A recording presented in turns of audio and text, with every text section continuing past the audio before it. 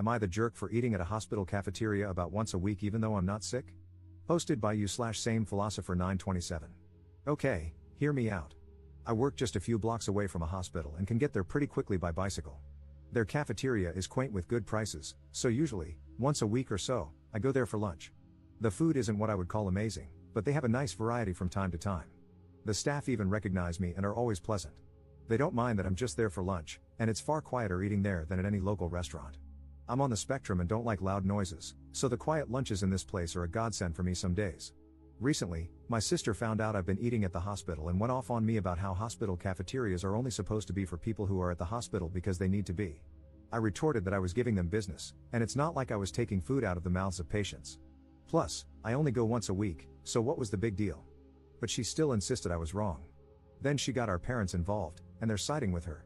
They are telling me I should only be eating at the hospital if I have an actual reason to be there. I told them they were all crazy and that it was just normal food I was paying for.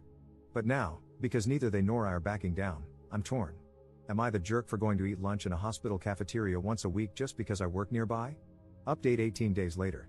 I really apologize for the length of this post, but writing down all the details took way longer than I thought. This situation was downright crazy. I never thought my sister would do something like this. Not too long ago, I, 23M, posted for advice because my parents and sister were angry at me for regularly eating in a hospital cafeteria since it's close to my work. I enjoy the peace and quiet there on the days I eat there. But this situation escalated so radically that I can't believe something so dumb actually happened. My sister did the pettiest thing she's ever done to me, and for completely undeserved reasons too. When my sister found out I was eating at the hospital cafeteria, she went off on me about how that food is just for people who are at the hospital because they need to be. We ended up in a big argument about it, during which I told her it wasn't like I was taking food from the mouths of patients. Then she went to our parents to get them on her side, as she always does, and they immediately sided with her, just like I thought they would. They backed her up, saying that the hospital cafeteria was not a place to go eating casually. We had a big argument, and they spent days hounding me, telling me I was wrong and demanding I stop. So I went to Reddit. There, I learned that not only was I not doing anything wrong, but it's actually very common for people to go eat at hospital cafeterias simply because they like it. I hoped the situation would just fade away, but a few days later, my sister called me, asking if I had stopped eating at the hospital. I said no, and then it started all over again. My parents then called me, fuming and acting like I was supposed to stop going because they said so. I reminded them that I don't live under their roof anymore and that this is exactly the kind of reason why I moved out. They take my sister's side in almost everything. They huffed and puffed about it. This time, the fight didn't stay at home. Other relatives found out because my sister tried to broaden her support. She was so dead set on enforcing her will upon me that she went looking for help from other relatives. However, our parents were the only ones on her side. My uncle personally admonished my parents and her over the phone once I told him what actually happened. He told them they were only siding with my sister because she's their favorite and called them terrible parents for ever playing favorites to begin with. Then, my cousin went to eat with me at that hospital cafeteria and said he'd like to go there once a week too, as he also works nearby and bicycles everywhere. We've already run into each other at lunch there once since then. He was actually rather pleased to find out the food was healthier than most other places. He's a bit of a picky eater, so this place is kind of like his new lunch hangout. My sister got even angrier after finding out there were other people in the family eating at the hospital now too. Once outed, my parents backed down due to embarrassment. They apologized to me and gave me some malarkey about how they honestly thought eating at a hospital was weird and felt like they just needed to defend my sister. I told them they'd been placating my sister for so long that it's all they do whenever she starts something with anyone. She's been treating me like a condescending control freak and a bully since we were teenagers, even though I'm older, and they just kept enabling that. But I won't put up with it anymore. My parents ended up conceding and apologized. Then they made my sister apologize to me too. I could tell she hated every second of it because she tried to speak through her teeth at first. Later on, my parents invited me to dinner as another form of apology. But it felt more like a show to look good to the rest of the family because they told everyone about it before it even happened. The dinner was great, I can't deny. My parents had cooked a turkey, arguably one of my favorite things to eat. I love the drumsticks slathered with gravy. Yeah, I'm kind of a pig when I eat them, but I can't help it. My sister always thought it was hilarious and was one of the few things I didn't mind her laughing about. So, I thought nothing of why she was so giggly at dinner. Later, after the family dinner, I noticed my bike was missing. I had parked it in the backyard out of sight, but it was just gone. I freaked out because it's my only mode of transportation. My parents panicked a bit with me, but my sister seemed the opposite. She actually looked happy and was giggling. I immediately suspected her, and she played innocent, even giving the classic "I can't believe you'd think I'd do something like that" line. I already knew she was extremely petty, but this was a whole new level for her. So I said I was going to the neighbors because I knew they had cameras, and they'd have seen what happened. Then I'd call the cops. My sister suddenly looked panicked. I got mad and said I knew it was her, demanding she give my bike back. She started crying, insisting she hadn't done anything, and our parents immediately took her side, scolding me for daring to accuse her. So I'd had enough and said I was going to the neighbors to ask to check their cameras, and then I'd be calling the police. My sister finally fessed up and called me to come back. The looks on our parents' faces after they had just defended her were priceless. My sister admitted she was so angry at me for making her apologize for something she still believed she was right about, so she planned to have a couple of her friends come and grab my bike during dinner. She said her friends were in a minivan with it just down the street. She then started saying that I couldn't call the police on her anyway because I'm her big brother. Our parents backed her up on that too. But I pulled out my phone and started marching outside again. They ran after me, with my sister begging and crying for me to stop. I called her a brat and told my parents I couldn't believe they were still defending her when she was acting this way. Our parents finally hit their limit with her enabling behavior and told her to make her friends bring my bike back immediately.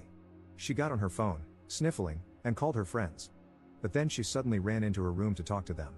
I couldn't hear a thing she said through the door because it was all in whispers, and our parents looked very worried too. My sister would never have willingly admitted she had my bike stolen.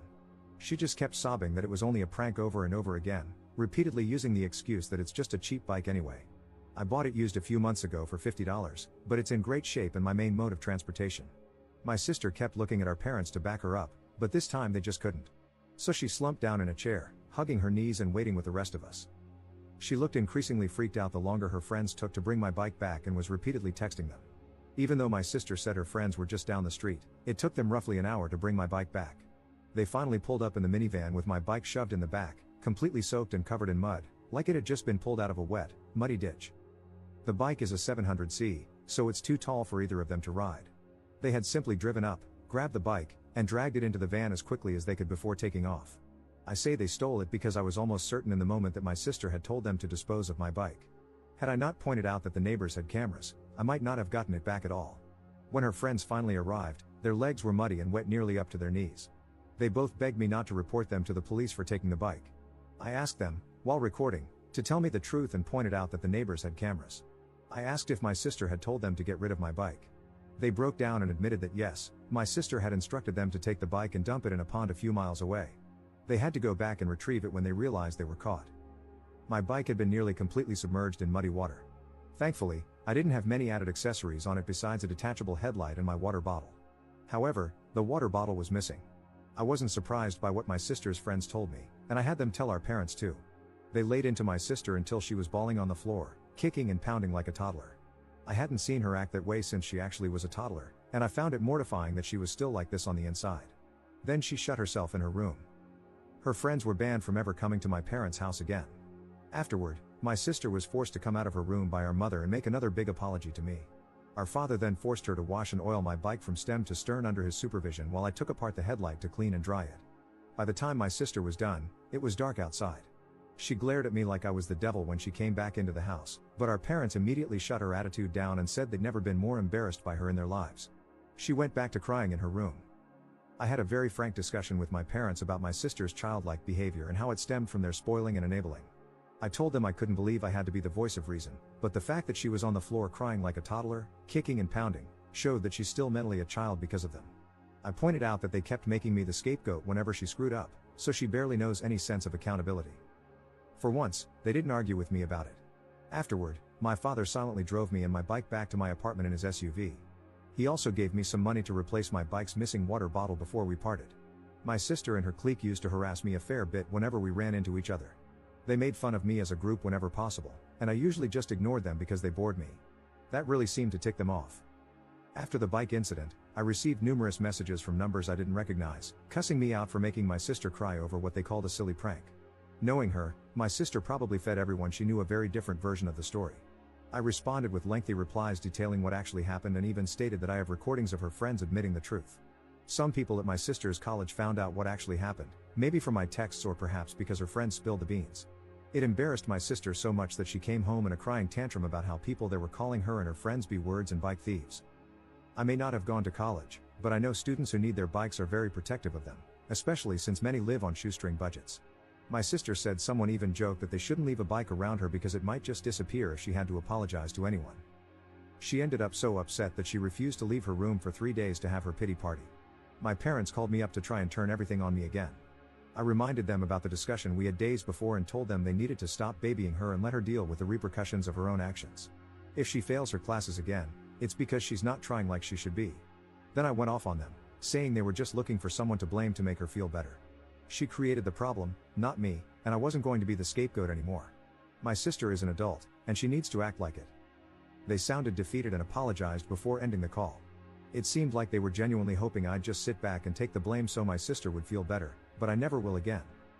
Now my parents are trying to pretend this all never happened, and my sister, along with her clique, is avoiding me at all costs. Which, I suppose, is fine with me because I don't want any more drama. But if something like this happens again, I won't take it from them. Commenter. I remember your first post. Your sister is so bratty that she would have her friends steal your bike and ruin it just to make a point? And your parents don't see a problem with it? What did the rest of your family say about this? Ops response. Oh, they were furious with them. I didn't include details about it because the post was already way too long. But my aunt and uncle gave my parents one hell of a dressing down, twice. The first time was in person, the day after the bike theft happened. They had a long discussion with my parents about how their babying has prevented my sister from growing up and how she wouldn't be able to function without them if she never learns to become an adult. The second time was after my parents called me to try and make me take the blame when my sister locked herself in her room for 3 days. I talked with my cousin that evening when we met up for dinner, and he told his parents, my aunt and uncle. They called my parents to ask them what the hell was going on and told them they were beyond ashamed that they still tried to make me the scapegoat. They said they didn't care if old habits die hard, it had to stop. Let's just say my sister wasn't the only one crying anymore. No one has told me anything about what's going on with my sister at her college for a while, and she's been avoiding me. My parents also haven't spoken to me since that call, so I have no idea what's going on their end. Second update 7 months later. I was browsing YouTube yesterday when I saw a video about my last post and realized I never made a final update. So here it is. To start, yes, my bike is fine. I managed to prevent it from getting rusty or clogged up after my sister dumped it in a pond. It wasn't new to begin with, and thankfully, there were no new creaks or groans from it. I was worried something would go bad, but since it's a really simple single-speed bike, it works just fine after being oiled post-submersion. I also re-greased the crank bearings as a precaution. A few months ago, I replaced the rear tube and tire myself, and I still ride practically everywhere. Now, on to my bratty sister. She barely managed to pass college and tried to blame her low grades on me and her depression from the bike incident multiple times. However, even our parents stopped letting her get away with that. They finally reached their limit, cracked down on her bad behavior, and made her sit in her room to study whenever she had a pity party or tantrum. They even threatened to cut off the Wi-Fi and shut off her phone if she didn't get her homework done. She cried and said she hated them, but eventually, she sucked it up and complied. She finally graduated, but her graduation wasn't a fun time for her. We all went out to celebrate, but she wasn't happy because she had no friends left. She'd hoped to party with her former clique, but they had all cut her off because she's a brat. As an ironic punishment, our parents started making her ride a bicycle to get around. She hates it more than she hates the bus. It's a cruiser bike our dad picked up used for her, and our parents practically begged me to take her out on weekend rides to get her out of the house for a few hours. I agreed, but only because they asked nicely and offered dinner. As for the hospital cafeteria issue, my sister still stubbornly insists it's wrong to eat there, though she can't provide any valid reason. No one sides with her on it anymore, not even our parents, who've since joined me for family lunches there a couple of times. They even forced her to come along. She looked fidgety and claimed it was against her beliefs, wording it as if it were a religious issue. She was promptly told off for that. She cried as usual but was told to grow up. I think she clings to this belief because admitting she was wrong is something she refuses to do. At times, I wonder if she's not just a spoiled control freak but possibly a narcissist. Of course, I'm not qualified to diagnose her. Her former clique abandoned her after they got into trouble over the bike incident. At least 2 of them were involved in stealing and dumping my bike, and they were all hazed when word got out. The clique blamed my sister for everything and cut ties to save their own reputations.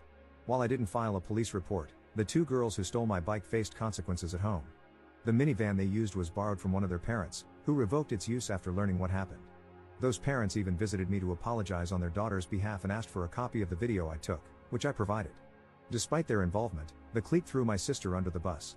She was also ridiculed for being forced to ride a bike to and from college since our parents deemed it cheaper than the bus, and she no longer had friends to carpool with. Her bike was never stolen or vandalized, she just hated it. Our dad also insisted she learn how to maintain it herself. He used to tinker with bikes in his youth and taught me the basics as well. For those who thought my sister might retaliate, she didn't. She's just bitter. She was made to get counseling, which has slightly improved her, but real change, if it happens, will take years. She doesn't try to boss me around anymore.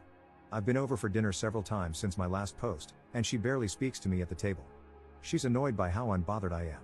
Everyone, even our parents to an extent, has told her that she destroyed her own reputation, but she still blames me as her scapegoat. Since the incident, I always lock my bike when visiting home, just in case. After she finished college, our parents announced that she was moving out. She protested, but they forced her to get a job and find an apartment. They said her party days were over and it was time to face adult life. Multiple relatives told them she wouldn't grow up unless she lived on her own and paid her own bills. Though she was clearly their golden child, they finally agreed she needed to learn independence. She's not happy about it, as she loved being a spoiled leech, but she knows she can't blame me since I had no part in the decision. Still, she threw multiple tantrums, claiming it was just a bike, when things didn't go her way in college. At one point, our mom smacked her upside the head and told her to stop acting like I was the cause of all her problems. And my bike isn't just a bike to me, it's practically my livelihood as my primary mode of transportation.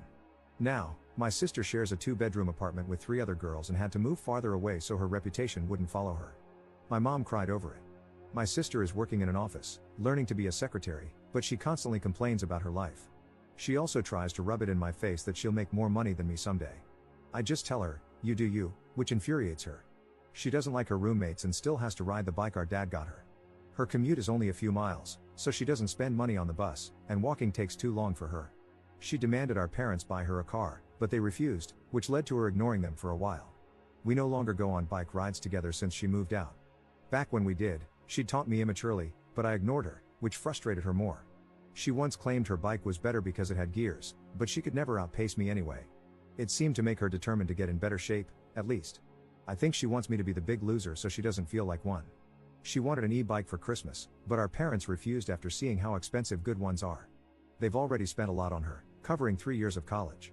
As a joke, I gave her new bike tires for Christmas, earning a stink eye in return. In 2024, she needed financial bailouts from our parents because she couldn't manage her money. Despite facing the realities of life, she still acts like a spoiled brat in denial. She also resents that I live alone while she has to have roommates. Ironically, her roommates like me, which only upsets her more. I think she hates them because they don't cater to her whims like our parents used to. Living with people who don't indulge her must be a nightmare for her. That about sums everything up so far.